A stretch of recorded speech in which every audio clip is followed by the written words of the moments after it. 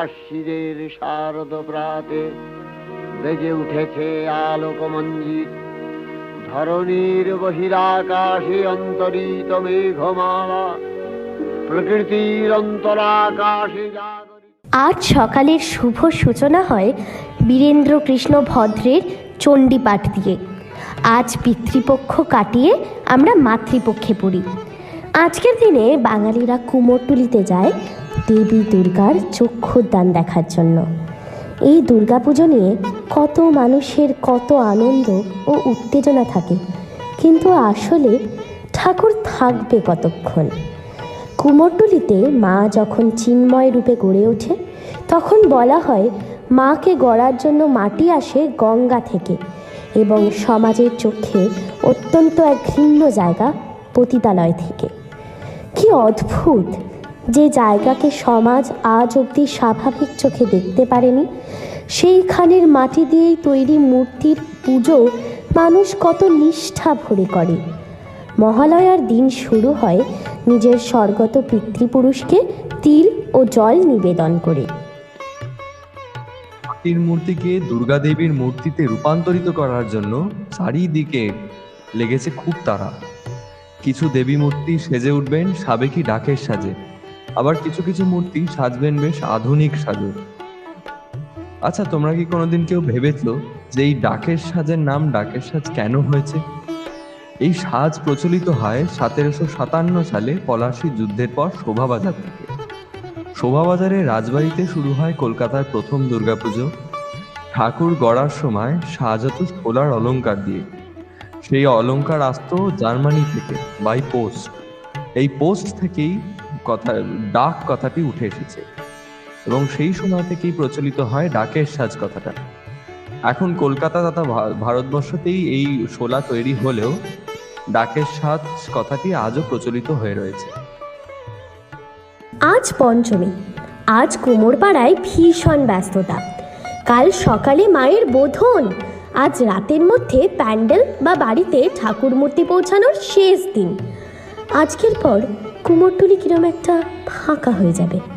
প্রতিমা শিল্পীদের কাজ কিন্তু থামবে না, কারণ ওনারা জানেন যে দুর্গাপুজো শুরু হলেও তাদের দোকান খালি হয়ে গেলেও আর কিছুদিন বাদেই কালী পুজোও আসছে।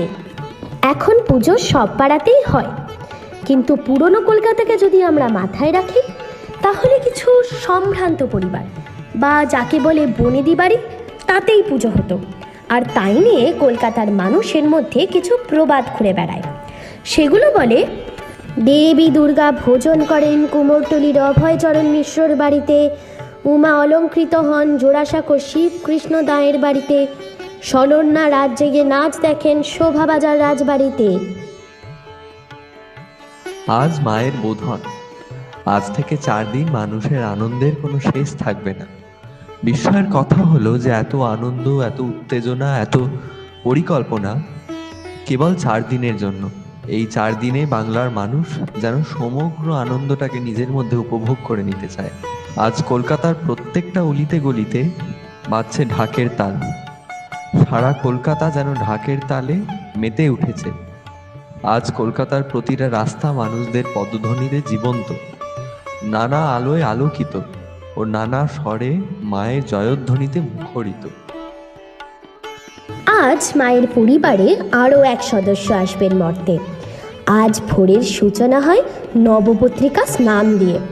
কথিত আছে যে নবপত্রিকা বা কলা বউ আসলে গণেশেরই বউ, কিন্তু পুরাণ বলে গণেশ ঠাকুর একটি বিড়ালকে হত্যা করে ফেলেন। সেই পাপের প্রায়শ্চিত্ত করার জন্য গণেশকে উপদেশ দেওয়া হয় প্রকৃতির 9টি রূপকে গ্রহণ করতে। তারপরেই পুজোর সময় গণেশের পাশে গৌরূপে সাজিয়ে একটি কলা গাছকে রাখা হয়। তারপর শুরু হয় ঠাকুরের প্রাণদান। কলকাতা এমন এক আশ্চর্য শহর যেখানে বনেদি বাড়িতে সাবেকিয়ানায় পুজো প্রচলিত হয়ে আসে, আর অন্যদিকে মডার্ন রূপে দেবীর আরাধনা সুসম্পূর্ণ হয় আজও। আজ মায়ের চিন্ময়ী রূপে রাঙা চরণে স্নিগ্ধ মনে অর্ঘ্য দান করে অঞ্জলি দেবার দিন। আজ প্যান্ডেলে সবাই নতুন পোশাক আশাক পরে মাকে অর্ঘ্য নিবেদন করেন। এর পিছনেও একটি গল্প প্রচলিত রয়েছে।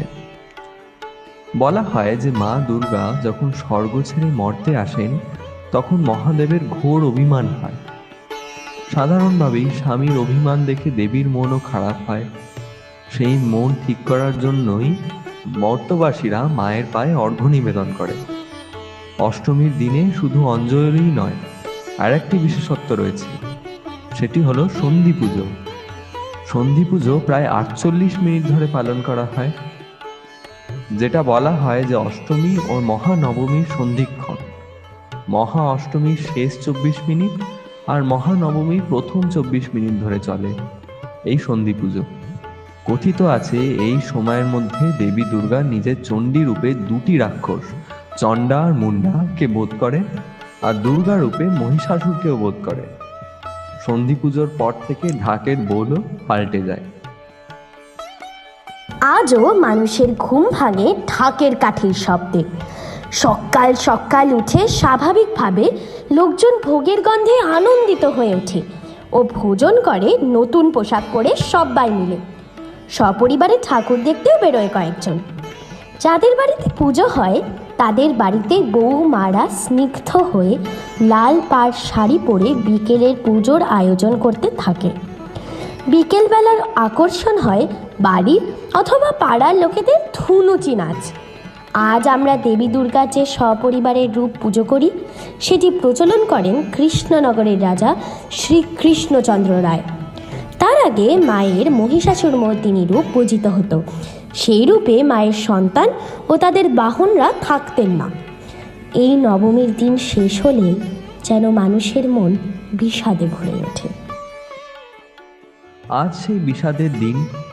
সকালবেলায় সবার মুখ ভার হয়ে থাকে, বয়স নির্বিশেষে।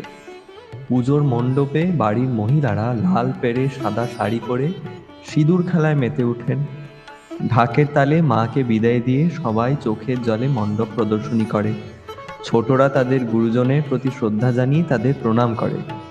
ছোট বড় উভয়ের কপালে দেখা যায় চিন্তার ভাঁজ, কারণ তাদের ছুটির সময় প্রায় শেষ হয়ে এলো।